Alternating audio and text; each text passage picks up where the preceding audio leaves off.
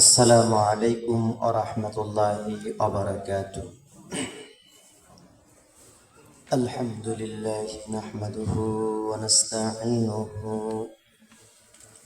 ওয়া নাস্তাগফিরুহু ওয়া নাউযু বিল্লাহি মিন শুরুরি আনফুসিনা ওয়া মিন সাইয়্যাতি আ'মালিনা মান ইয়াহদিহিল্লাহু ফালা মুদিল্লা লাহু ومن يضلله فلا هادي له ونشهد أن لا إله إلا الله وحده لا شريك له ونشهد أن محمدا عبده ورسوله. أما بعد فأعوذ بالله من الشيطان الرجيم. بسم الله الرحمن الرحيم.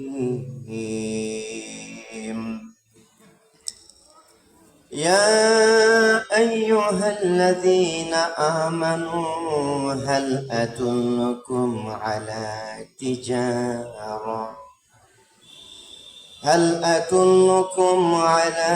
تجارة تنجيكم من عذاب أليم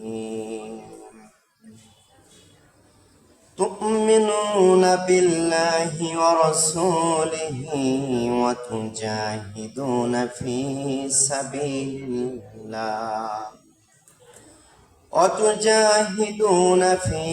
سبيل الله بأموالكم وأنفسكم ذلكم خير لكم إن كنتم تعلمون. صدق الله مولانا العظيم. وقال النبي صلى الله عليه وسلم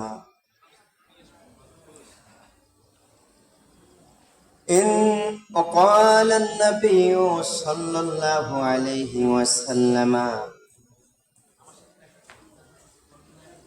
اتق الله حيثما كنت واتبع السيئة الحسنة تمحها وخالق الناس بخلق حسن أو كما قال النبي صلى الله عليه وسلم. صدق الله مولانا العظيم وصدق رسوله النبي الكريم ونحن على ذلك من الشاهدين والشاكرين والحمد لله رب العالمين.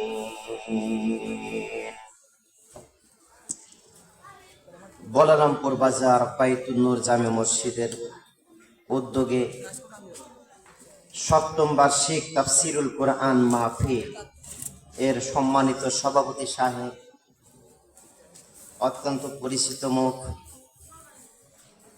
বিশিষ্ট দানবীর জনাব জি.এম. ফারুক টিপু সাহেব এবং আমাদেরকে কোরআন ও সুন্নাহর আলোকে নসিহা শোনানোর জন্য চলে এসেছেন, আমাদের মাঝে উপস্থিত হয়েছেন হযরতুল আল্লাম হযরত মাওলানা ও আওলানা মুফতি শফিউল্লাহ বিলালী সাহেব, খতিব আল আকসা জামে মসজিদ মৌচাক গাজীপুর ঢাকা, দিগার উলামায়ে কেরাম, আমার সামনে উপস্থিত রয়েছেন দিনদার পরহেজগার ভাইরা, পর্দার আড়ালে অবস্থান করতেছেন ফাতিমাতুজ জাহরার মতো মা ও বোনেরা, সকলের প্রতি আরেকবার সালাম, আসসালামু আলাইকুম ওয়া রাহমাতুল্লাহ। কোরআন ও সুন্নাহর আলোচনা হবে। আলোচক যারা এসছেন তারা যত সময় উপস্থিত হবেন, আমি তো আলোচনা করার জন্য বসি নাই, পাশাপাশি আসছে এখানে প্রত্যেক জুমায় আপনাদের সামনে কিছু আলোচনা করে থাকি, মুজাকারা, পরস্পরে মত বিনিময়ের উদ্দেশ্যে কিছু কথা বলবো। আলোচনা শুরু করার আগে আমি একটু অনুরোধ করতে চাই, যারা একটু ফাঁকে ফাঁকে বসে আছেন, অনুগ্রহ করে দয়া করে মাহফিলের সৌন্দর্য রক্ষা করার জন্য হলেও আমরা একটু সামনের দিকে চেপে বসি। আমরা যদি এলোমেলো ভাবে বসি, দেখতে পরিবেশটা বিশ্রী লাগে, আর যেটা দেখতে ভালো লাগে না আল্লাহ রাব্বুল আলামিনের কাছে সেটাও মনে হয় অপছন্দ। হাদিসের ভাষ্য, ইন্নাল্লাহা জামিলুন ইউহিব্বুল জামাল। আল্লাহ তাআলা সুন্দর, তিনি সুন্দরকে পছন্দ করেন। আল্লাহ কেমন আমরা তো চোখে দেখি নাই, এই দুনিয়ার চোখে আল্লাহকে দেখা সম্ভব না, দেখা যাবে সম্ভব না। কিন্তু আল্লাহ রাব্বুল আলামিন জিবরিল আমিনের কানে পৌঁছাইছেন। জিবরিল একটা কথা শুনবে, বলে কি, ইন্নাল্লাহা জামিল ইউহিব্বুল জামাল, আমি আল্লাহ কিন্তু সুন্দর, সুন্দরকে ভালোবাসি। আমার কথা তুমি নবীর কাছে পৌঁছায় দাও। নবী তখন জিবরিল আমিন থেকে শুনে আমাদেরকে আপনাদেরকে বলছেন আল্লাহ সুন্দর, তিনি সুন্দরকে ভালোবাসেন। বলেন সুবহানাল্লাহ। প্রত্যেকটা কাজ সুন্দর হোক, এটা আল্লাহ পছন্দ করে, আমরাও পছন্দ করি। আমরা ছেলে হই অথবা মেয়ে হই, ছোট অথবা বড়, আবাল বৃদ্ধ বনিতা, যাই হই না কেন, সাজানো গোছানো দেখতে সুন্দর এরকম জিনিসটা আমরা কি করি, পছন্দ করি। দেখবেন কৃষি যারা করে, কৃষি কাজ, ধান রোপণ করে খেতে, অনেক সময় গভীরভাবে খেয়াল করলে দেখা যায় যিনি ধান রোপণ করতেছেন তিনি আপ্রাণ চেষ্টা করেন সারি সারি একের পর এক সারিবদ্ধভাবে সোজাভাবে ধানগুলো রোপণ করার জন্য চেষ্টা করে, কি করেন না? উদ্দেশ্য কি, দেখতে ভালো লাগবে, ফসল ভালো হবে। এটাও মাজরাতুল আখিরা, আখিরাতের ফসল উৎপাদন করার জায়গা। এখানেও আমরা সারি সারি সুন্দরভাবে সাজানো গোছানো ভাবে বসি। কৃষক যেরকম ক্ষেত সুন্দর পছন্দ করে, আমার আপনার সৃষ্টিকর্তা আল্লাহ তিনিও পছন্দ করেন আমার মজলিস, আমার মজমাটা কি হোক, সুন্দর। মোহতারাম হাজিরি, আমি বেশিক্ষণ কথা বলবো না, যতটুকু আলোচনা করব সেই আলোচনার জন্য পবিত্র কোরআন হাকিমের একটি আয়াতে কারিমা, সূরাতুস সাফ 61 নম্বর সূরা, সূরাতুস সাফের 10 নম্বর আয়াতে কারিমা তেলাওয়াত করেছি। এই আয়াতের মধ্যে আল্লাহ রাব্বুল আলামিন আমাকে আপনাকে কি মেসেজ দিলেন, পবিত্র কোরআন কারীম আমার আপনার জন্য কি নিয়ে আসতো, তার একটা নমুনা, একটা মিসাল এখানে আলোচনা করার জন্য আমি এখানে আয়াতে কারিমা তেলাওয়াত করেছি। আল্লাহ তাআলার কাছে দোয়া করি, মহান রব্বুল ইজ্জত এই তেলাওয়াতকৃত আয়াতের উপরে মুখতাসার আঙ্গিকে কিছু কথা বলার তৌফিক দান করেন, আল্লাহুম্মা আমিন। আর একটা বিষয় বলে রাখি, আলহামদুলিল্লাহ আমাদের কর্তৃপক্ষ কমিটি সচেতন, তারা যে শিরোনাম দিয়েছেন তাফসিরুল কোরআন মাহফিল, শুধু ওয়াজ মাহফিল। তাফসিরুল কোরআন মাহফিল এবং ওয়াজ মাহফিল এই দুটার মধ্যে অনেক পার্থক্য আছে। ওয়াজ মাহফিল এক মোরাতন শুরু করব, মনে যায় তাই বলে যাব। আর যখন তাফসিরুল কোরআন মাহফিল থাকে, যিনি আলোচনা করবেন তার সবসময় খেয়াল করা দরকার এটা কোরআনের তাফসিরের মাহফিল, কোরআনের বাহির থেকে, তাফসিরের বাহির থেকে কোনো কিছু বলার সুযোগ নাই। এজন্য সংক্ষিপ্ত আকারে আমি তাফসির করার জন্য একটা আয়াতে কারিমা তেলাওয়াত করেছি। আগে আমি তেলাওয়াতকৃত আয়াতের তরজমা বলিনি, যাতে সবার বিষয়টা বুঝে আসে। মা বোন যারা আছেন অবশ্যই তারাও খেয়াল করবেন, আপনারা বাড়িতে সকালবেলায় কোরআন তেলাওয়াত করেন, মাগরিবের পরে কোরআন তেলাওয়াত করেন। আমরা বাংলা ভাষাভাষী মানুষ কোরআন তেলাওয়াত করি, কিন্তু তরজমা না জানার কারণে আল্লাহ তাআলা কি বললেন এটা আমরা বুঝতে পারি না। তবে হ্যাঁ, আপনি বুঝে তেলাওয়াত করেন অথবা না বুঝে তেলাওয়াত করেন, আল্লাহ নবী বলেন, মান ক্বারাআ হারফাম মিন কিতাবিল্লাহ ফালাহু আশরু আমসাল, যে ব্যক্তি কোরআন থেকে একটি অক্ষর তেলাওয়াত করবে, হরফ তেলাওয়াত করবে, আল্লাহ রাব্বুল আলামিন তাকে 10টি নেকি দান করবেন। সুবহানাল্লাহ। আপনি বুঝে পড়ছেন 10 নেকি, না বুঝেও যদি পড়ে থাকেন, তরজমা জানেন না, পড়ছেন, তো আল্লাহ তাআলার বাজেট পাস হয়ে গেছে, 10 নেকি পাবে। আল্লাহ নবী বুঝানোর জন্য বলেন, লা আকুলু আলিফ লাম মিম হারফুন। হাদিসের মধ্যে নবী বলেন প্রত্যেক অক্ষরে 10 নেকি। হে উম্মতেরা, তোমরা জেনে নাও আলিফ লাম মিম কোরআনের শুরুতে, সূরা বাকারার শুরুতে যেটা আছে, আমি নবী কিন্তু বলতেছি না আলিফ লাম মিম একটা হরফ, বরং আলিফুন হরফুন ও লামুন হরফুন ও মিমুন হরফুন। আলিফ একটা হরফ, লাম একটা হরফ, মিম একটা হরফ। অর্থাৎ যদি কোনো মুসলমান আলিফ লাম মিম তেলাওয়াত করে, আল্লাহ রাব্বুল আলামিন তাকে 3×10 30টা নেকি দান করবেন। সুবহানাল্লাহ। মুহতারাম হাজিরিন, আমি যে আয়াতে কারিমা তেলাওয়াত করেছি, এখানে আল্লাহ রাব্বুল আলামিন কি বলেছেন, কিভাবে আমাকে আপনাকে ডাক দিয়েছেন, সেই বিষয়টা একটু তুলে ধরতে চাই। আমরা তো সবাই জানি বলারামপুর এলাকাটা ব্যবসায়িক এলাকা, নাকি বলেন? দোকানপাট, বাজার, হাট বাজার, ব্যবসা বাণিজ্য, গোডাউন, অনেক কিছু আছে। ব্যবসায়ী এলাকা না, মানে বলতে পারি এলাকার মানুষ প্রায় ব্যবসা বাণিজ্য করে। ব্যবসা কি একা করা যায় না 2 পক্ষ লাগে? মানে আপনি যে ব্যবসা করবেন, বিক্রেতা যদি না থাকে কোনো কিছু আপনি কিনতে পারবেন? তাহলে ব্যবসা করতে গেলে কয় পক্ষ দরকার? 2 পক্ষ, বিক্রেতা এবং ক্রেতা। আমি বাজারে শস্য বিক্রি করব আর আপনি কিনবেন, আমি বিক্রি করব বিক্রেতা আর আপনি কিনবেন ক্রেতা। এই যে আপনি আমার সাথে ব্যবসা করলেন, আর আমরা যে ব্যবসা বাণিজ্য করি, আচ্ছা বলেন তো লাভের আশায় না লসের আশায়? একটু মনোযোগ দিতে পারে, লাভের আশায় না লসের আশা? লাভের আশা। আমি যে আয়াতে কারিমার বেছে নিয়েছি, এলাকার পরিস্থিতিকে সামনে রেখে, ব্যবসায়িক এলাকা, আল্লাহ রাব্বুল আলামিন আমার আপনার সাথে ব্যবসা করতে চান। বলেন না সুবহানাল্লাহ। আউযু বিল্লাহি মিনাশ শাইতানির রাজীম। বিসমিল্লাহির রহমানির রহিম। আল্লাহ যে ব্যবসাটা করবেন, আমাকে আপনাকে ব্যবসা বাণিজ্যে শরীক হওয়ার জন্য সুন্দরভাবে ডাক দিচ্ছে। সেটা কি? ইয়া আইয়ুহাল্লাযীনা আমানু। আমরা একটা বিষয় আগে খেয়াল করি, যখন আমরা কোরআন তেলাওয়াত করি অথবা কোরআন তেলাওয়াত শ্রবণ করি, যখন আমানু আমানু এই শব্দটা আসে, আমরা বুঝে নিব আল্লাহ তাআলা ঈমানদার বান্দাদেরকে ডাকতেছে। কাদেরকে ডাকেন? ঈমানদার বান্দা।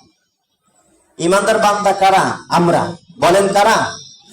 আমরা। আমাদেরকে ডাক দিচ্ছে কিভাবে? ইয়া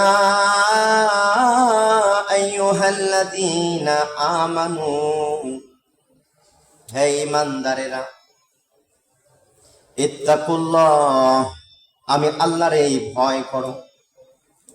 এইভাবে ঈমানদারকে ডাকছেন। কোরআন শরীফের মাঝে মাঝে প্রত্যেক পৃষ্ঠাতেই প্রায় আসছে, এই ঈমানদারেরা তোমরা আমি আল্লাহরে ভয় করো। আর একবার জিজ্ঞাসা করি, কারে ভয় করতে বলছেন? আল্লাহ তাআলারে ভয় করতে বলছেন। এইভাবে ঈমানদারকে ডাক দিচ্ছেন। আবার কোন কোন জায়গায় ব্যাপক আকারে সকল মানুষকে ডাক দিচ্ছে। ঈমানদারকে ডাক দিয়ে একটা কথা বলে, ইয়া আইয়ুহাল্লাযীনা আমানু হাল আদুল্লুকুম আলা তিজারা। এই ঈমানদারেরা, হাল আদুল্লুকুম, আমি কি তোমাদের জানায় দিব, আলা তিজারাতিন, এমন একটা ব্যবসা বাণিজ্যের কথা। মুহতারাম হাজিরিন, বন্ধু মুসলমানেরা, তিজারাতুন শব্দটা আরবি ভাষায় ব্যবসাকে বোঝায়। আল্লাহ বলেন, হাল আদুল্লুকুম আলা তিজারা, আমি কি তোমাদেরকে একটা ব্যবসা বাণিজ্যের কথা বলবো? প্রশ্ন করছেন কি? আরেকবার বলি তরজমা। আমি যেখান থেকে তাফসীর করতেছি সূরাতুস সাফ, পবিত্র কোরআনে কারিমের 61 নম্বর সূরার 10 নম্বর আয়াতে কারিম। ইয়া আইয়ুহাল্লাযীনা আমানু, হে ঈমানদার বান্দারা, হাল আদুল্লুকুম, হাল আদুল্লুকুম, আমি কি তোমাদেরকে জানায় দিব, আমি কি তোমাদেরকে খবর দিব, আলা তিজারাতিন, একটা ব্যবসার কথা। আচ্ছা বলেন তো, আল্লাহ তাআলা যে ব্যবসা বাণিজ্যের কথা বলতেছেন, আমরা কি চাই আল্লাহ জানায় দিক নাকি জানায় না দিক? জানায় দিক, দিয়েছেন তো। আবার ব্যবসাটা কেমন? আমি আপনি দুনিয়াতে যদি কোনো ব্যবসা বাণিজ্যের পরামর্শ চাই অথবা কাউকে পরামর্শ দিই, দেখবেন ব্যবসার কথা বলার পরে ওই ব্যবসার কি লাভ, কি উপকারিতা, কি সুবিধা, এগুলো আমরা বলে দিই কি দিই না? এখন সরিষার সিজন, সরিষা কিনা রাখো, সামনে দাম বাড়তে পারে, লাভ হবে। এখন পাটের মৌসুম, পাট কিনে রাখো, সামনে দাম বাড়বে, লাভ হবে। ভুট্টার মৌসুম, কিনে রাখো, সামনে বাড়বে দাম, লাভ হবে। এই যে আমরা পরস্পরের বুদ্ধি পরামর্শ দিয়ে থাকি। আল্লাহ তাআলা বলেন, হাল আদুল্লুকুম আলা তিজারাতিন তুনজিকুম মিন আযাবিন আলীম, আমি তোমাদেরকে যে ব্যবসার কথা বলতেছি, সেই ব্যবসার লাভ কি, সেই ব্যবসার উপকারিতা কি, সেই ব্যবসার মধ্যে তুমি কি বেনিফিট পাইবা শোনো। তুনজিকুম মিন আযাবিন আলীম, বান্দারে তুমি যদি আমি আল্লাহ তাআলার সাথে এই ব্যবসা বাণিজ্যে শরীক হও, এই ব্যবসা করার কারণে তোমাকে জাহান্নামের আযাব থেকে মুক্তি দেওয়া হবে। সুবহানাল্লাহ। তুনজিকুম, তোমাদেরকে বাঁচায় দিব, তুনজিকুম, তোমাদেরকে পরিত্রাণ দিব, তুনজিকুম, তোমাদেরকে ছাইরা দেব, মুক্তি দেব, মিন আযাবিন আলীম, আযাব মানে শাস্তি। আমরা সবাই জানি আযাব মানে কি, শাস্তি, আর আলীম মানে যন্ত্রণাদায়ক। আচ্ছা বলেন তো, আল্লাহ তাআলা যদি কাউরে আযাব দেয়, শাস্তি দেয়, সেটা ছোট হবে না বড় হবে? আল্লাহ বলেন, তুনজিকুম মিন আযাবিন আলীম, এই ব্যবসা বাণিজ্য তুমি যদি করো, তোমাকে যন্ত্রণাদায়ক, কষ্টদায়ক আযাব থেকে রেহাই দেওয়া হবে। এখন প্রশ্ন আসতে পারে, এটা কেমন ব্যবসা যে ব্যবসা করলে জাহান্নামের আগুন থেকে বাঁচা যায়? আগে বলছিলাম ব্যবসা করার জন্য কয় পক্ষ লাগে? দুই পক্ষ, কম পক্ষে দুই পক্ষ, দুইয়ের অধিকও লাগে। ওনার থেকে আমি কিনলাম, আমি আবার আরেকজনের কাছে বেচলাম, কয় পক্ষ হইলাম? তিন পক্ষ, অনেক হতে পারে, সর্বনিম্ন দুই পক্ষ। আল্লাহর সাথে বান্দার ব্যবসা বাণিজ্য, আল্লাহ বলতেছে আমার সাথে যদি ব্যবসা করো, তোমার যেই লাভটা হবে সেই লাভ হলো তোমার এই দেহকে, তোমার এই জীবনকে যন্ত্রণাদায়ক শাস্তি থেকে রক্ষা করতে পারবে। সুবহানাল্লাহ। আমরা কি চাই আল্লাহ তাআলার কষ্ট থেকে নিজেকে রক্ষা করতে? চাই কি চাই না? আমরা কারা কারা হাত চাই? হাত তুলে একটু আল্লাহকে দেখাই, লিল্লাহে তাকবীর, আর জোরে লিল্লাহে তাকবীর। আল্লাহ রাব্বুল আলামিন আমাকে আপনাকে যন্ত্রণাদায়ক শাস্তি থেকে রক্ষা করবেন, এই জন্যই এই জায়গায় নিয়ে আসছেন। বলেন না আলহামদুলিল্লাহ। এরপরে আল্লাহ তাআলা কি বলেন? আমার সাথে ব্যবসা করতে হবে। ব্যবসা করার জন্য যেরকম টাকা পয়সা লাগে, আবার পণ্য লাগে। একজনের টাকা পয়সা, আর একজনের পণ্য সামগ্রী বস্তু। আমার সাথে ব্যবসা করতে গেলে তোমাদের কি কি লাগবে শোনো। এক নাম্বার, তোমার কাছে থাকা লাগবে তুমিনুনা বিল্লাহি ওয়া রাসূলিহি। আমার সাথে যদি ব্যবসা করতে চাও, আমি আল্লাহকে বিশ্বাস করবে এবং আমি যেই রসুলগণকে পাঠাইছি সকল রসুলকে বিশ্বাস করবে। বলেন সুবহানাল্লাহ। তাহলে আমার আপনার ব্যবসার মূল পুঁজি কি খেয়াল করবে। বাজারে ব্যবসা করতে গেলে টাকা লাগে, পয়সা লাগে, পেট্রো ডলার লাগে। আল্লাহ তাআলার সাথে ব্যবসা করতে গেলে কি লাগবে? আল্লাহ তাআলা বলেন তোমার মূল পুঁজি হলো ঈমান। বলেন তো মূল পুঁজি কি? ঈমান। তুমিনুনা বিল্লাহ, তুমি আল্লাহকে বিশ্বাস করবে, ওয়া রাসূলিহি, আল্লাহ তাআলা যে রাসূলকে দুনিয়াতে পাঠাইছেন সেই রাসূলগণকে বিশ্বাস করবে। এই দুটি তোমার মূল পুঁজির পরে আরো তোমার শাখা প্রশাখা হিসেবে মূলনীতি আছে। ওয়াতুজাহিদুনা ফি সাবিলিল্লাহ, তোমার আসল মূল পুঁজি ঈমান, তোমার আসল ব্যবসা বাণিজ্যের চালান হলো ঈমান। আমরা দুনিয়াতেও দেখি, আমি যদি ব্যবসা করতে যাই প্রথমে কিছু মূল পুঁজি নিয়ে যাই, এরপরে আশা করি আদার সাইডে কারো থেকে সহযোগিতা নেব, অথবা বাকি নেব, অথবা কর্জধার নেব। শুধু মূল পুঁজির পাশাপাশি কর্জধার বাকি বকেয়া এরকম আমরা আশা করে থাকি। এমন কোনো ব্যবসায়ী নাই যার কোনো মূল পুঁজি নাই, বাকি টাকাতে কর্জ টাকাতে ব্যবসা করতেছে। নিজের কোনো টাকা নাই, বাকি নিবে কর্জ নিয়ে ব্যবসা করবে, এরকম ব্যবসায়ী সফল হয়েছে না। নিজের কিছু থাকা লাগে, 1000, 2000, 10,000, 20,000, 1 লাখ, 10 লাখ, 20 লাখ আগে নিজের আছে। 10 লাখ টাকার চালান আমি 15 লাখ টাকার মাল কিনতে পারবো। মূল পুঁজি 10 আছে, এই 10-এর উপর ভরসা করে আরো অনেকে আমাকে সহযোগিতা করবে। আর আমার কাছে নাই 10 পাই, আমি যদি বলি 1 লাখ টাকার সরিষা দেন, দিব কি হয়? আল্লাহ বলেন তুমি ব্যবসায়ী হতে চাও আমার সাথে, বলে হ্যাঁ, 1 নাম্বার তোমার মূল পুঁজি হলো তুমি ঈমান আনবে। তুমি কি আনবে? ঈমান। এটা তোমার মূল পুঁজি। এই মূল পুঁজির সাথে এটা যদি ঠিক থাকে, আরো সহযোগিতা তুমি পাইবা, আনুষঙ্গিক অনেক কিছু।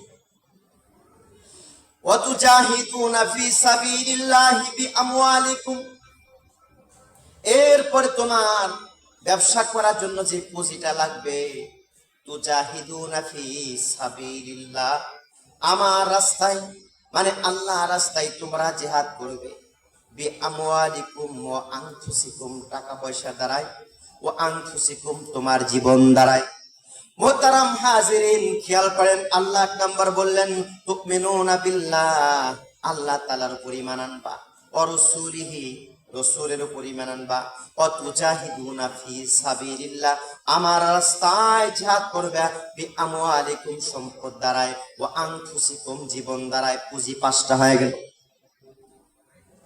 ভাইরা আমার, এখানে আল্লাহ রাস্তায় জিহাদের কথা বলেন আল্লাহ তাআলা। আমরা তো দুনিয়ার কিছু মানুষ এমন আছি, জিহাদ শব্দটা শুনলেই সন্ত্রাস মনে করে, কয় মৌলবাদ, জঙ্গি, সন্ত্রাস ইত্যাদি ইত্যাদি।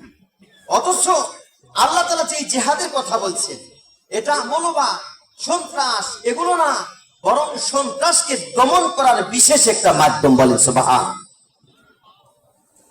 একটা হলো ডাকাতি। ডাকাতি করতে গিয়া মানুষের জীবন নাশ করে দেয়, অস্ত্রের মুখে মানুষকে জিম্মি করে সব লন্ডন করে নেয়, প্রয়োজনে ক্ষেত্র বিশেষে মানুষটারে মেরেও থিয়া যায়। এরকম ডাকাত আছে কি নাই? মনে করেন ডাকাত ধরা পড়ছে, একটা ডাকাত ধরা পড়ছে, মানুষ মারছে। আচ্ছা, যে ডাকাতটা মানুষ মেরে ধরা পড়লো, বলালমপুর গ্রামে আপনারা যারা আছেন, আপনারা কি ওরে ধরে চুমা খাইবেন না কিছু দিস্তা দিবেন? আগে প্রশাসনের কাছে যাওয়ার আগে আপ্রাণ চেষ্টা করবেন কিছু একটা দেওয়ার জন্য, এরপরে তার বিচার হবে। জিহাদ ওই ডাকাতি, ওই সন্ত্রাসী, ওই জঙ্গিকে দমন করার জন্য বিচারের মতো। জিহাদ 2 প্রকার। তুজাহিদুনা ফি সাবিলিল্লাহ, আমার রাস্তায় আমার পথে চলার জন্য তোমার শত্রুর মোকাবেলা করা লাগবে। জিহাদ মানে শত্রুর মোকাবেলা করা। জিহাদ মানে আল্লাহ তাআলার বাণী পৃথিবীতে প্রতিষ্ঠিত করার জন্য আল্লাহ তাআলার রাহে যুদ্ধ করার চেষ্টা, তদবির করা, প্রচেষ্টা করা। আল্লাহর পথে সফলতার জন্য যত রকমের বাধা বিপত্তি আছে সবগুলো সরানোর চেষ্টা করা, এটাই জিহাদ। মুহতারাম হাজিরিন, আল্লাহ বললেন আমার পথে সফলতার জন্য তুমি জিহাদ করবে। আল্লাহর যতগুলো পথ আছে, আল্লাহ রাস্তা বলতে আমরা যা কিছু চিনি, তার মধ্যে একটা উল্লেখযোগ্য রাস্তা হলো আল্লাহ তাআলার ঘর, মসজিদ ঘর। মুহতারাম হাজিরিন, মুসলমান ভাইরা, আল্লাহ রাব্বুল আলামিনকে পাওয়ার জন্য যতগুলো মাধ্যম আল্লাহ তাআলা দিয়েছেন, আল্লাহ তাআলাকে স্মরণ করার জন্য যতগুলো মাধ্যম আল্লাহ তাআলা দুনিয়াতে দিয়েছেন, তার মধ্যে অন্যতম গুরুত্বপূর্ণ একটা মাধ্যম, একটা জায়গা হলো মসজিদ। মসজিদ ঘর দেখলেই বলেন তো কার নাম স্মরণ হয়? আল্লাহ তাআলার নাম স্মরণ হয়। এজন্য আল্লাহ রাব্বুল আলামিন তার ঘর তৈরি করার জন্য যুগে যুগে সকল নবীরে কাজ দিয়েছেন, নবীরা আল্লাহর ঘর বানাইছে। হযরত আদম আলাইহিস সালাম থেকে হযরত নূহ নবী পর্যন্ত সবাই আল্লাহ রাব্বুল আলামিনের ঘর বানাইছেন খাদেম।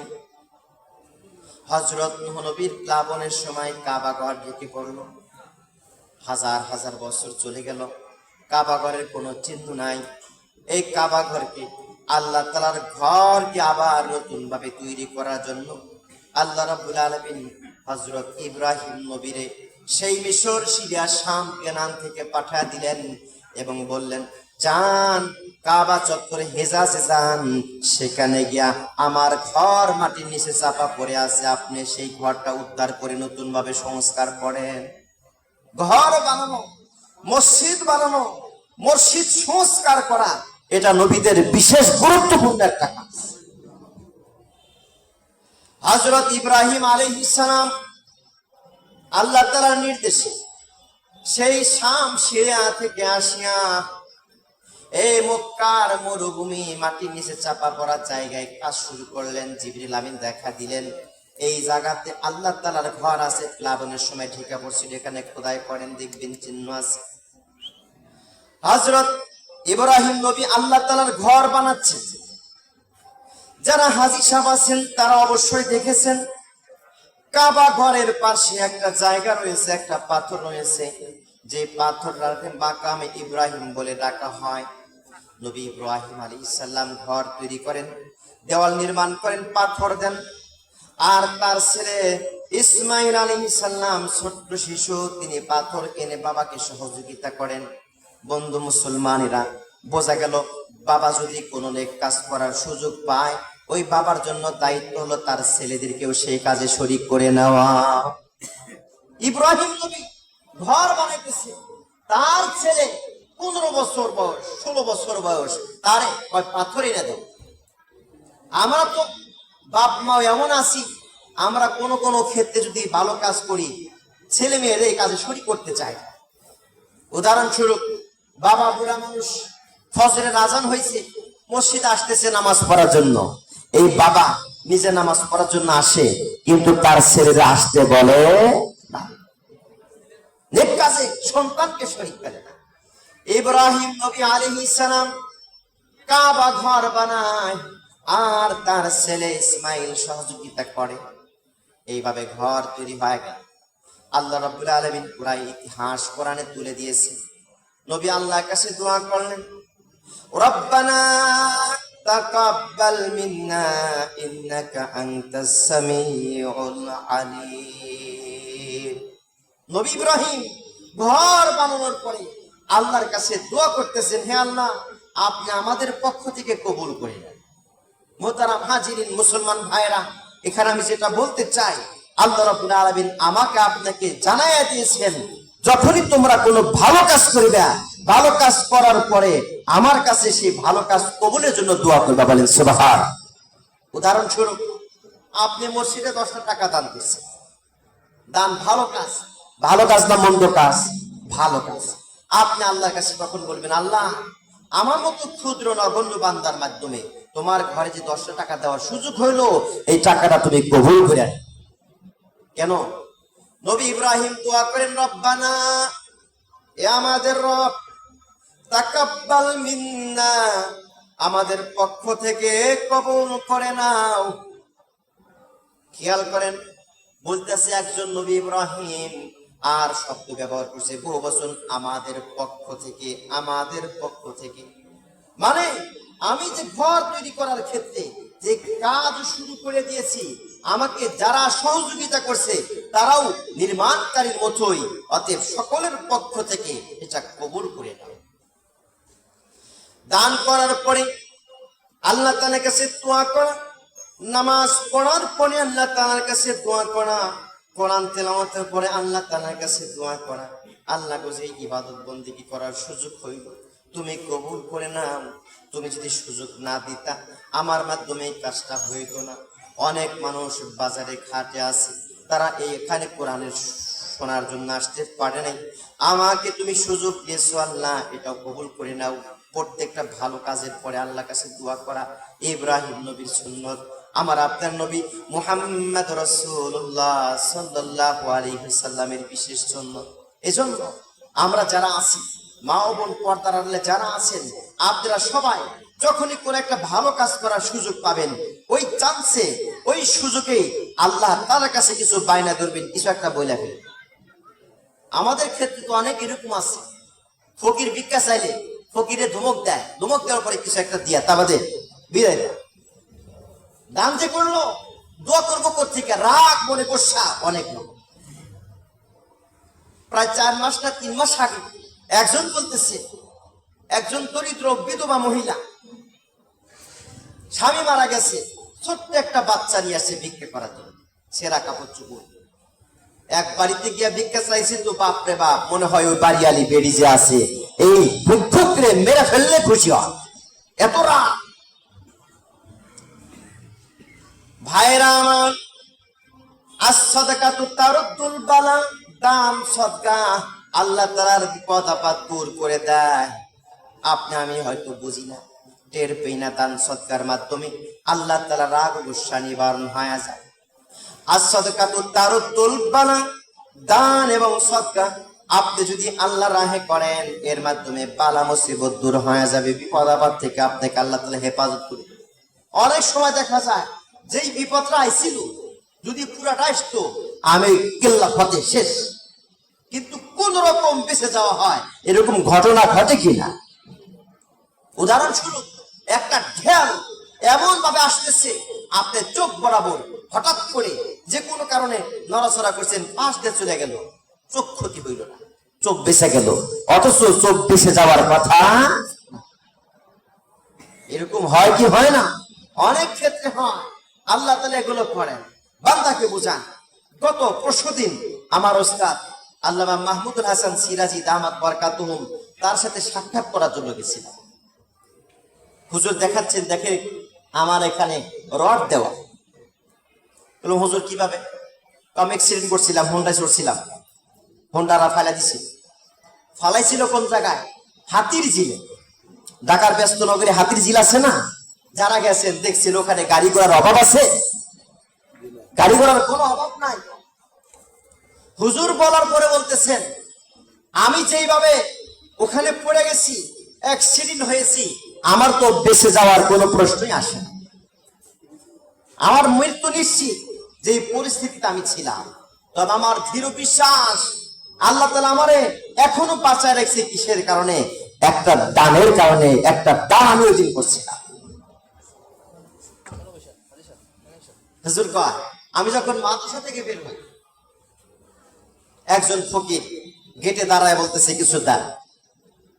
হুজুর তার খাদেমরে বলছেন, তুমি কিছু দাও, আমি মাদ্রাসা এসে তোমাকে দিয়ে দিব। আমার পক্ষ থেকে তুমি দাও, আমি তাড়াতাড়ি যাচ্ছি, তুমি তাকে দাও, মাদ্রাসা এসে আমি তোমাকে দিয়ে দিব। হুজুর বলেন 100 টাকার মতো সে দিয়েছিল। আমি চলে আসলাম, হাতির ঝিলে আমাকে ফেলে দিল, এমন ভাবে ফেলে দিল, প্রত্যেকটা গাড়ি ওখানতে যাচ্ছে, অল্প থেকে 2 আঙ্গুল 3 আঙ্গুল, তাই আমি চাকার নিচে পড়ি না। আমি তো হাত ভেঙে গেছে, কেমনে উঠি? আল্লাহ তাআলা আমারে বাঁচায় দিলেন, সুস্থতা দিলেন। আমি ভাবতেছিলাম আমি তো বেঁচে যাওয়ার কথা না, কেন বেঁচে গেলাম? আল্লাহ তাআলা কেন বাঁচাইলেন? আমার মনে হলো এই হাদিস, as-সাদাকাতু তারুদ্দুল বালা, দান সদকা করলে বিপদ আপদ থেকে আল্লাহ রাব্বুল আলামিন হাই করে। এসে তো আরো বড় আকারে বিপদ দিতে পারতেন, পঙ্গু বানায় ঘরে রাখতে পারতেন, তিনি রাখেন নাই। কয় হ্যাঁ, ওসিয়ত করতেছেন, তোমরা মাঝে মাঝে আল্লাহ রাহে কিছু চুপি চুপি খরচ করো, আল্লাহ বাঁচায়। ভাইয়েরা আমার, আল্লাহ তাআলা বলেন, তুজাহিদুনা ফি সাবিলিল্লাহ, আমার রাস্তায় তুমি মুজাহাদা করবে, চেষ্টা করবে, সফলতা অর্জন করার জন্য চেষ্টা করবে। আল্লাহ রাস্তায় সফলতা অর্জন করার চেষ্টা করবে কিসের মাধ্যমে? আল্লাহ তাআলা বলেন, বি আমওয়ালিকুম, তোমাদের সম্পদ দ্বারাই, ওয়া আনফুসিকুম, কোন ক্ষেত্রে তোমার নিজের দেহ দ্বারাই, জীবন দ্বারাই আমার রাস্তায় তোমরা সফলতার জন্য প্রচেষ্টা করবে। আল্লাহ তাআলা বলেন এই কাজ যদি করো, আমাকে বিশ্বাস করো, নবীকে বিশ্বাস করো, আমার রাস্তায় জিহাদ করো, সম্পদের মাধ্যমে, টাকার মাধ্যমে, দান সদকার মাধ্যমে, তাহলে কি হবে জানো? আল্লাহ তাআলা বলেন যালিকুম খায়রুল লাকুম, যালিকুম খায়রুল লাকুম ইন কুনতুম তা'লামুন। এটাই হলো তোমাদের কল্যাণজনক পথ। এই কল্যাণের ব্যাপারটা তোমরা যদি জানতে, কবে না তোমরা ভালো হয়ে যাইতে। এরপর আল্লাহ তাআলা বলেন ইয়াগফির লাকুম যুনুবাকুম, ঈমান আনবা, দান সদকা করবা, সফলতার পথ পাইবা। সফলতা বলতে আমি আপনি কি মনে করি? দুনিয়াতে সফলতা বলতে কাকে আমরা জানি, কাকে আমরা চিনি? টাকা পয়সার মালিক হওয়া, বাড়ি গাড়ির মালিক হওয়া, মিল ফ্যাক্টরি মালিক হওয়া, হাজার কোটি পেট্রোডলারের মালিক হওয়া বলে না, এটা কোনো সফলতা না। টাকা পয়সার মালিক হলে সফল হওয়া যায় না। অর্থ সম্পদ থাকলে সফল হওয়া যায় না। টাকা পয়সা থাকলে সফল হওয়া যায় না। প্রকৃত সফল কে? আল্লাহ রাব্বুল আলামিন বলেন ওয়ামান যুহজিহা আনিন নার ওয়া উদখিলাল জান্নাহ ফাকাদ ফাজ। প্রকৃত সফল তো সেই ব্যক্তি যে ভালো ভালো আমল করে, সবের কাজ করে নিজেকে জাহান্নামের আগুন থেকে বাঁচাইয়া জান্নাতে প্রবেশ করানোর সুযোগ পাইছে, সে প্রকৃত সফল। বলেন সুবহানাল্লাহ। আল্লাহ রাব্বুল আলামিন জান্নাত তৈরি করে রাখছে। আমার আপনার জন্য যে জান্নাতটা আল্লাহ তাআলা বানায় রাখছেন, এটা চোখে দেখা যায় না।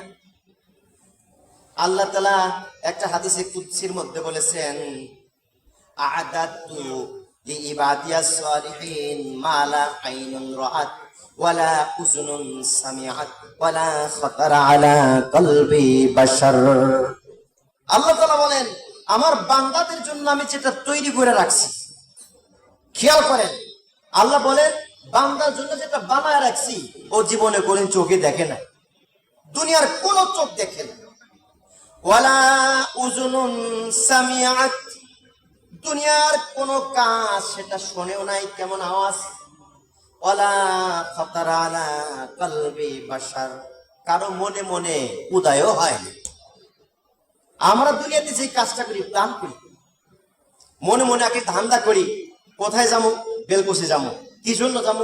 আমার একটা জিনিস কেনার জন্য। কোথায় যাবো? সিরাজগঞ্জে যাবো। কি জন্য যাবো? আমার একটা কাজ করার জন্য। যাওয়ার আগে আমরা মনে মনে প্ল্যান করি কি করি না?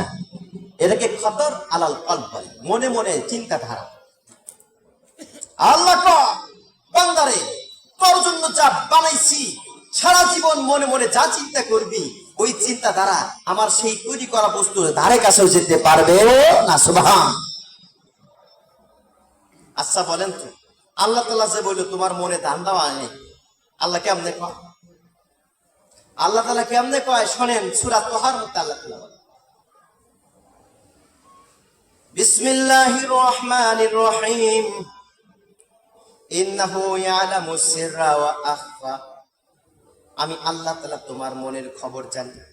কেমন মনের খবর? যেটা তুমি মনে মনে গোপন করছো এটা আমি জানি, কারো প্রকাশ করো নাই। আমি মনে মনে একটা বিষয় গোপন করছি, আগামীকাল শুক্রবার জুমার নামাজ বিলকুশি পড়ব, আগামীকাল শুক্রবার আমি ঢাকা চলে যাব, কারো বলি নাই। আল্লাহ বলেন এটা কিন্তু আমি জানি। ইয়ালামুস সিররা ওয়া আখফা, আমি তোমার মনের গোপন খবর জানি, ও আখফা অতি গোপন খবরটাও জানি। একটা গোপন আর একটা অতি গোপন।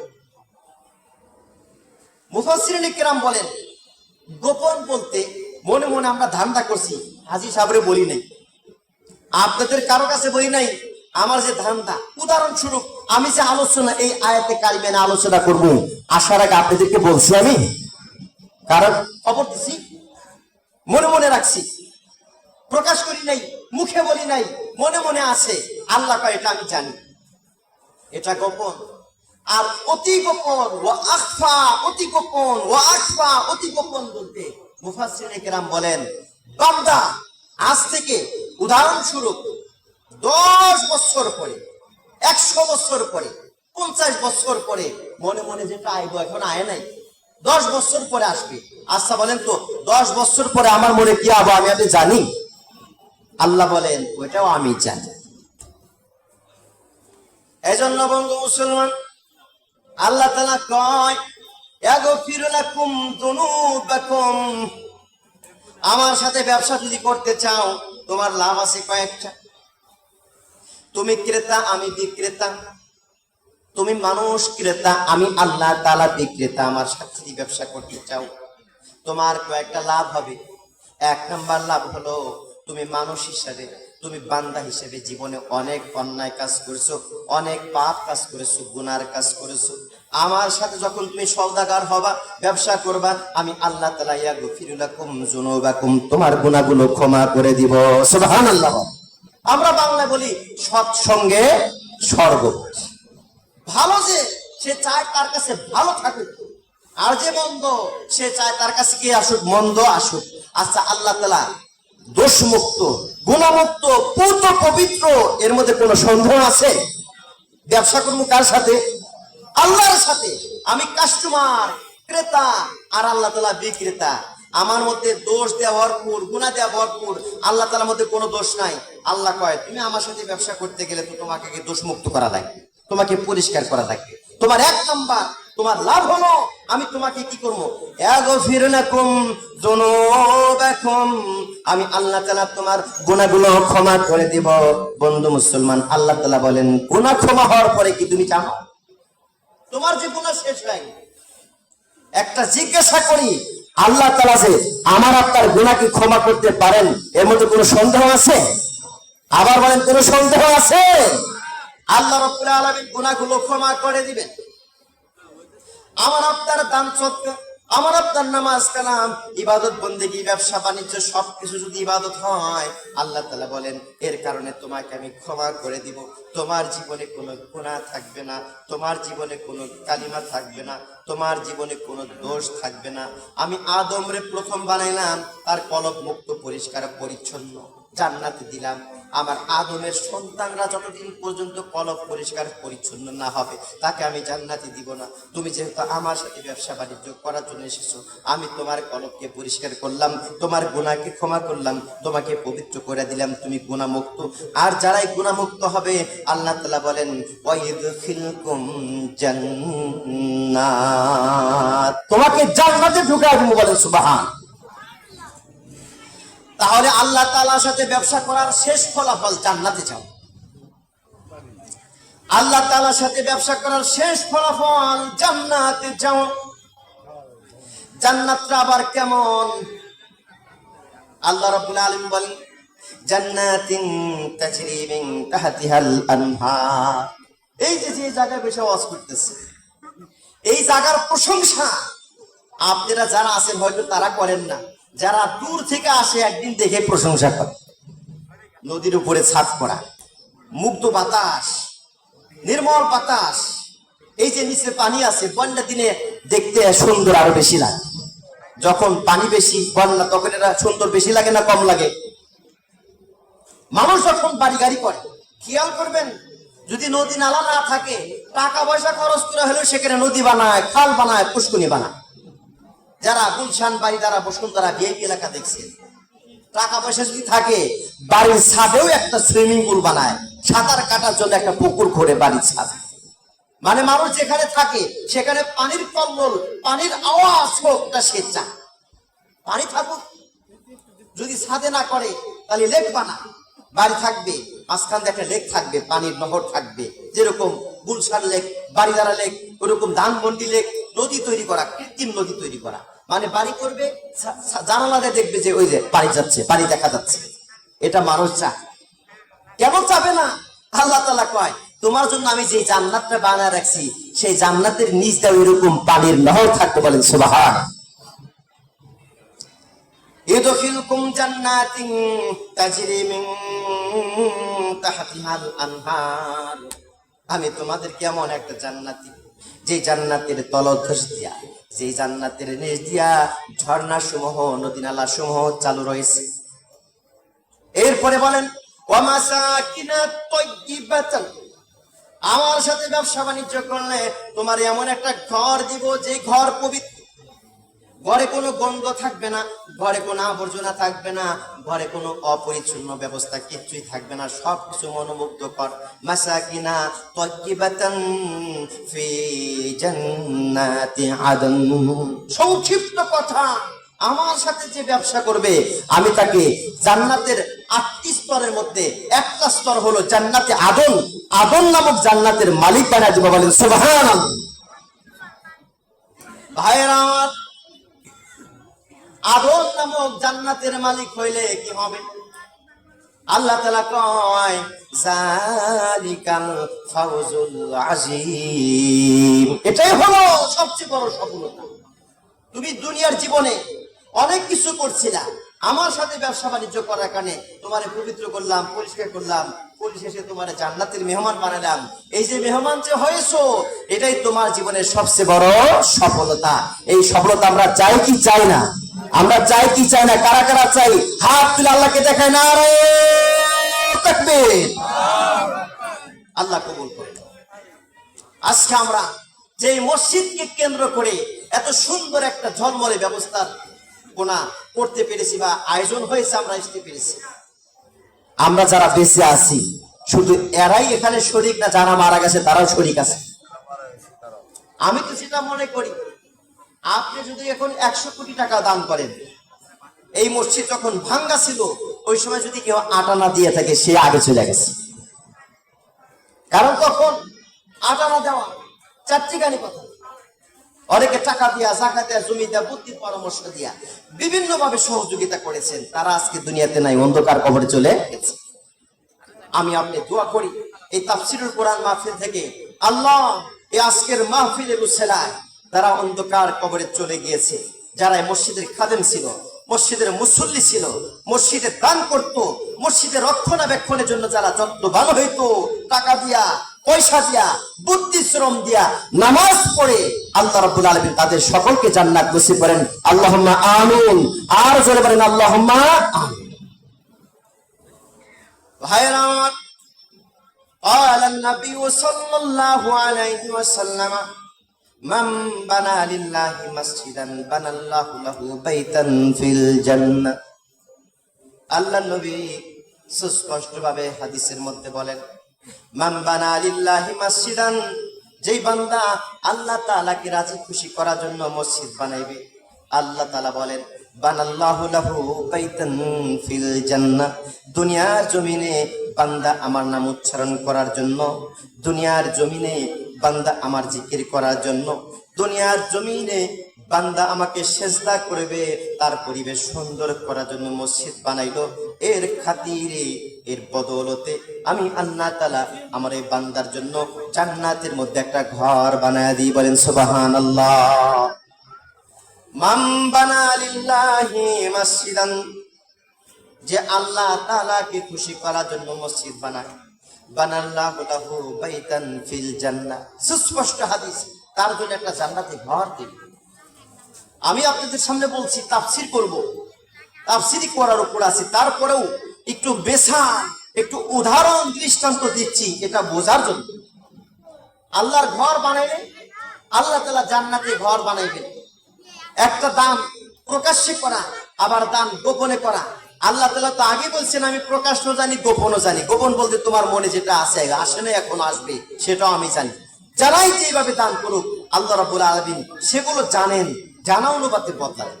খলিফা হারুনুর রশিদ আমরা সবাই জানি, একজন মুসলিম সাম্রাজ্যের বড় ধরনের মুত্তাকি পরহেজগার আলেম বাদশা ছিল। এই বাচ্চা কথা বলি, হারুনুর রশিদ সেই বাগদাদের রাজধানী, সেই বাগদাদের রাজধানীতে বসে তিনি রাষ্ট্র পরিচালনা করতেন। 1 নাম্বার বিষয় হলো তিনি কোরআনের হাফেজ ছিলেন। বলেন সুবহানাল্লাহ। একজন সরকার কোরআনের হাফেজ, এটা কি চারটি কথা মনে করে? আবার নরমরে হাফেজ, এক জায়গায় তেলাওয়াত করতে গেলে 14 জায়গায় বলব। চাঙ্গা হাফেজ ছিলেন, আবার আলেম ছিলেন। আমাদের দেশে তো আলেম জুব্বা টুপি পরলে আলেম হাজি, দাড়ি টুপি পরলে আলেম হাজি। কয়েকদিন মাদ্রাসা বারান্দা ঘুরছে, আলেম হয়ে গেছে। আপনারা সবাই হুজুর কয়ে ডাক দেন নাকি বলেন? আপনারা তো জানেন না গোডাউনে কি আছে, গোডাউনে কি আছে আপনি জানেন? আমি আপনি জানি না। টুপি জুব্বা পরলেই আমরা আলেম বলি, কিন্তু ওইরকম আলেম ছিলেন না। মারর আলেম ছিলেন, গোডাউন ভর্তি তার মাল ছিল, তাকওয়া, পরহেজগারি, আমল, আখলাক সব ছিল। যারা হাজী সাহেব আছেন, হজ করছেন, অবশ্যই তারা জানেন এখনো তাদেরকে জিয়ারাতে গিয়া সেই বাদশাহ হারুন রশিদের স্ত্রী যে পানি সিঞ্চনের পানি প্রবাহের ব্যবস্থা করছিলেন, সেগুলো এখনো চিহ্ন স্বরূপ রয়েছে, পানি নিষ্কাশনের ব্যবস্থা করছিলেন। তার নাম জানি কি? নাহারে জুবাই। নাহারে জুবাই, নাহারে জুবাইদা সেই মরু অঞ্চলে পানি পৌঁছানোর জন্য পাইপ দিছিল। এত ভালো মানুষ সে বাদশাহ হারুন রশিদ একদিন রাজ্যে ঘোষণা দিচ্ছে, আমার রাজ্যের লোকেরা, প্রজারা, তোমরা শোনো, আমি মসজিদ ঘর বানাইবো, তবে সাবধান, এখানে তোমরা কেউ একটা টাকাও দান করতে পারবা না, আমি একাই বানাবো। যদি কারো সমর্থ থাকে সে একা করবে, তবে মসজিদ সকলের জন্য উন্মুক্ত, দিতে পারে। কিন্তু বাদশাহ মনের আবেগে একটা কথা বলছে, আমার পকেটে টাকা দিয়ে মসজিদ বানাবো, তোমরা কোনো কিছু দিবা না। বাদশাহ হারুন রশিদের সময় মসজিদ তৈরির কাজ শুরু হলো, মসজিদ সুন্দরভাবে হয়ে গেল। বন্ধু মুসলমান, আগে বলছিলাম আল্লাহ তাআলা বান্দার জন্য জান্নাতে যে জিনিসটা তৈরি করে রাখছেন, দুনিয়ার কোনো চোখ দেখে নাই, দুনিয়ার কোনো কান শুনে নাই, দুনিয়ার কোনো মনে উদয় হয় নাই। মালা আইনুন রাআত ওয়ালা উযুনুন সামিআত ওয়ালা খাতারা আলা কালবিল বাশার। চোখেও দেখে নাই, কানেও শুনে নাই, মনে মনে উদয় হয় না। বাদশাহ হারুন রশিদ কাজ শেষ, ছুটতে তার নামাজ পড়ে রাত্রে ঘুমাইছে, স্বপ্নে দেখতেছে দুইজন ফেরেশতা এসে, বলেন কখন দেখতেছে? চোখে না, কিন্তু স্বপ্নে। খেয়াল করবেন, প্যাস লাগান না, আবার জান্নাত আবার দেখছে নাকি? দুনিয়া থেকে জান্নাত দেওয়া সম্ভব? চোখে দেখে নাই, এই চামড়া চোখে দেখে নাই, এই জায়গায় একটা চোখ আছে, সেই চোখে দেখছে, স্বপ্ন চোখে ফেরেশতা আইছে। আয়াপা হুজুর, আপনার জন্য সুন্দর ঘর তৈরি হয়েছে, তার নাম জান্নাত, দেখবেন নি? বলে চলো। স্বপ্নে যুগে আর কি, ঘুরে ঘুরে দেখাইতেছে এই যে ঝলমলে বাড়ি, রঙ্গমঞ্চ, সুন্দর ব্যবস্থাপনা, এটা আপনার স্বপ্নের যুগের কাহিনী। আর একটা ঘর দেখে সুন্দর, চাকচমকপ্রদ, ওটা মানে আমার, ওদিকে যায়, বলে না না, ওটা আপনার না, ওটা আর একজনের। বলে এই ঘর কেমন আইলো? কিতাবে পাওয়া যায়, বাদশাহ হারুন রশিদ যখন স্বপ্ন যোগে জিগাইলেন এই ঘর কেন তৈরি করা হলো, ওই লোকেরা বলল, মান বানা লিল্লাহি মাসজিদান বানাল্লাহু লাহু বাইতান ফিল জান্নাহ।